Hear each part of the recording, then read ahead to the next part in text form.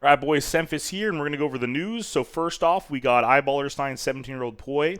He's the Sweden's next superstar. So I'm not sure if that's true or not, but I did look at his stats, and they were pretty nuts. For a 17-year-old kid, he's got a 1.26 rating, a .82 kills per round. If you look at his matches, he is playing weaker teams, Tier 2, Tier 3 teams, but I will say Zaiwu was kind of in the same boat before where he was kind of farming, the Tier 2-ish teams like that. And when you're consistently performing at such a high level and you're just kind of like bodying your other teams, like Monacy's another good example. If you go look at him on the academy team, you can kind of just tell when you're a league ahead of your competition, usually it does translate decently to Tier 1.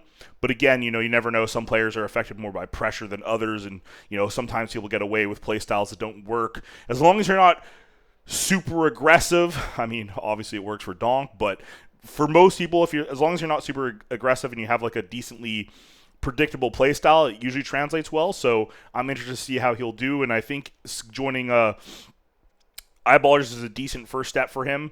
This is a place that he can prove himself. He's got a decent IGL.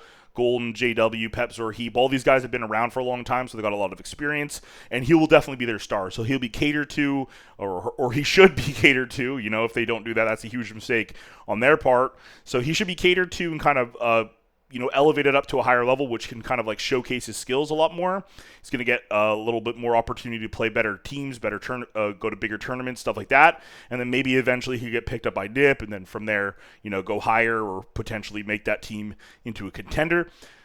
Those are just my thoughts, so I'm excited to see how that works out, because I always like when you get new players, especially Sweden. Like Sweden, I feel like Sweden really needs a new crop of guys to come in, because Sweden, historically for me, was always like the Tier 1 of CS countries. They were always a little bit above Denmark, but they were always like, the cream of the crop when it came to like talent.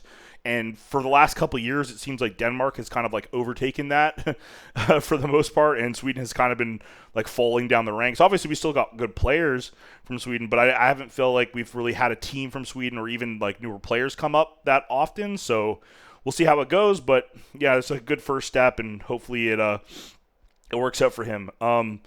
So we got TSM signed Trio to complete Danish roster. If you go down here, TSM are now Voldy, Siphon, Acor, Altex, and Nico. The only person I don't really know too much about is Altex, but the rest of them, obviously, Rajan is their coach. So this is a pretty good team, I feel like. I don't think this is a team that's going to, be winning all the titles or anything, but I think they could be a dark horse. They can work their way up. They could potentially upset some teams and qualify and make deep runs in tournaments. They really need, I feel like, Voldy to get back to his old level, because Voldy was very, very skilled back a couple years ago, and then he kind of transitioned to the IGL role. He fell off a little bit, and his skill really has never returned to back what it was, but, he was really nasty a few years ago. Acor, obviously, he's gone his ups and downs, but I feel like he's on an upward trajectory. Obviously, same with Nico. He's kind of had his whole run with Heroic and all the drama, if you guys remember that. And Regin's a pretty good coach, so I think this is a solid roster. If they really solidify their team play and really put in the effort and the time required, I think they can be a contender here. So I really like this roster. I was not really digging the original TSM rosters. I kind of looked at them and I was like, I don't really see any potential here. I see potential here, so we're just going to have to wait and see. I don't think it's going to be where they just go to the next tournament and dominate everyone, but I think over time they can definitely develop and become a good team, right? So I would rate these guys like above Eyeballers, for example, in my opinion. But again, we'll just have to wait and see. So this is just like not really a news thing. It's just like Forrest kind of saying that he wants to still compete at Tier 1. And I've always been a huge Forrest fan. I mean, anyone that's like loves Counter-Strike loves Forrest. He's been playing professionally at a high level since like 2004, which is just absurd. Back on B-Grip days. Nip, SK, all those teams, Fnatic, he's been around at playing at the top for so long, which, longevity-wise, I think there's no one that even comes close to Forrest. I think it's like a no contest. Forrest over all the games is definitely the king, but obviously, as you get older, your skill might decline a little bit, but I do think he's one of the few guys that he's so naturally talented that he could still remain good. But I think the issue with him is like I'm not going to read the whole interview for you guys. If you read it, basically what Forrest is saying is like he's not sure he wants to put in the effort to join a tier 2 team, work his way back up. And I totally understand that when you've been on a tier 1 team and you've done all of the hard work before, it feels like such a grind to go back and redo it all, teach the young players, make sure everyone's doing everything right, and it's a lot of effort. It's a lot of work, and you have to grind a lot more, right? So if you're like on a team like G2, you don't have to grind as much as if you're on a team like Eyeballers, for example. Like you're going to want to play a lot more when you're like the underdog. You want to make sure that you're going to have to put a lot more effort in, right?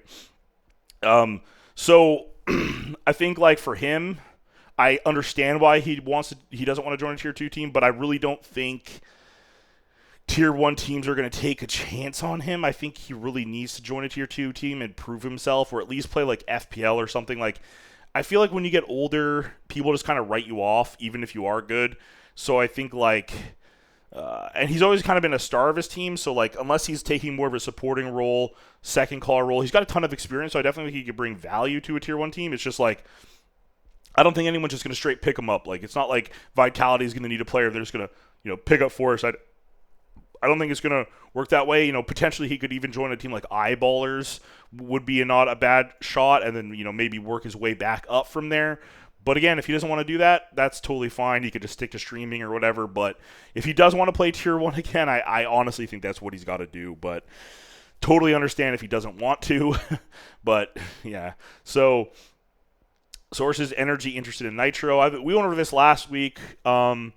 This is the best spot for Nitro to go, and I think it's best for both parties. Nothing against Walco. I have no issues with him at all, but Nitro just got more experience, won a Grand Slam. Like he's played at a high level in Valorant, Counter-Strike. He's been around forever. I just think it makes more sense for him to join Energy. I think that will alleviate some pressure off of Automatic, who's one of those players that he takes over a lot of the... I'm not going to say he takes over the leadership roles, but he's very vocal in like how he wants to play the game. And I think like letting Tim focus on his own game and not have to watch as many demos and bring stuff to practice would help him a lot to kind of like bring his level back up. And then Nitro could focus on that. And I just think this would be a good move. I think this is the best place for him because just like Nitro, he might want to join a team like Liquid. He might want to join a team, like Complexity or something. I think it's another one of those things where like you kind of just got to prove yourself again, and Energy's a great spot to do that. Like they could honestly become a good team. I still believe in them, but like right now, obviously Energy's kind of like, top of NA, but like not, they're not going to go to Europe and win a tournament right now, right? Like I think we all can kind of agree on that. Even though I'm friends with some of the guys on the team, I think it's just like being realistic. They're not going to the next blast and winning. Maybe they upset some teams to make it a little bit further, but I think they need to do a little bit more, and I think this is a good. I just think it's a good move for everyone, for both parties. So I hope that works out for him because I always want Automatic to do well.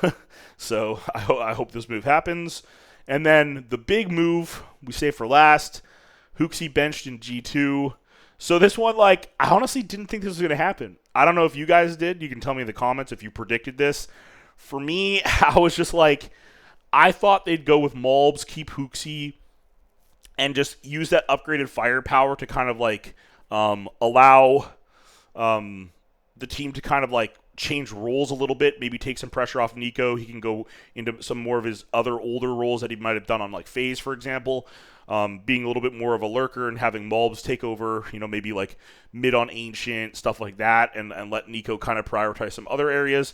That was just me guessing, but it seems like they're getting rid of HooXi, and I'm very curious to see if they're going to have Nico call. Like, with the amount of talent they have, especially if they pick up another good player, they definitely could have Nico call and then just stack the roster with talent, and, like, it'd be pretty scary, honestly. If they got a good player, like someone Stu-esque, like someone that's kind of like a similar playstyle, just better mechanics, would suit them really well, and they'd be a really scary team. Like, honestly, they'd be really, really scary.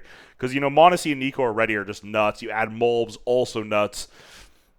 It's going to be a crazy roster. I mean, no matter what they do, whether they get a caller, whether Nico calls and they get a rifler, like, it's going to be, it just gets simple. No, I'm just kidding. But, yeah, I feel like they're going to go maybe with Nico calling here, but it's just a guess, man. I mean, it's 50-50, right? Like it could go either way. So for me, I'm not sure if I like the move or not. It's hard for me to decide because like in the long term, I think the move will probably make sense. In the short term, I think just adding Mulbs and have HooXi call would probably be a little bit easier. But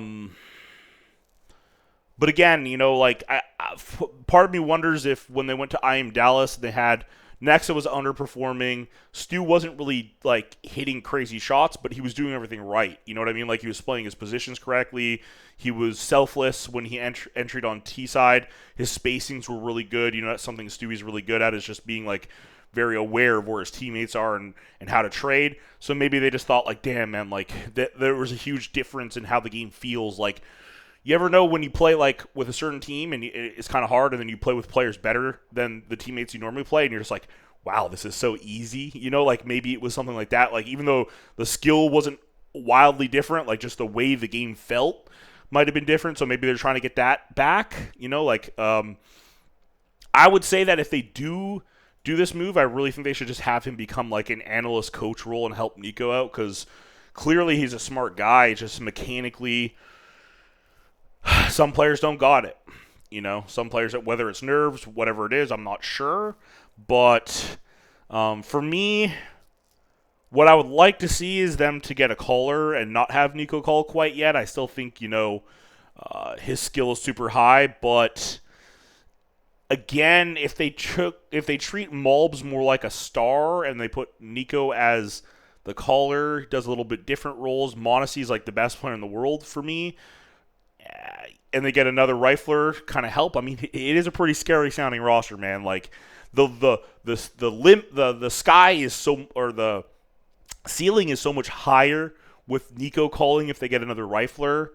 But safety wise, I think having like a good caller is a little bit safer. But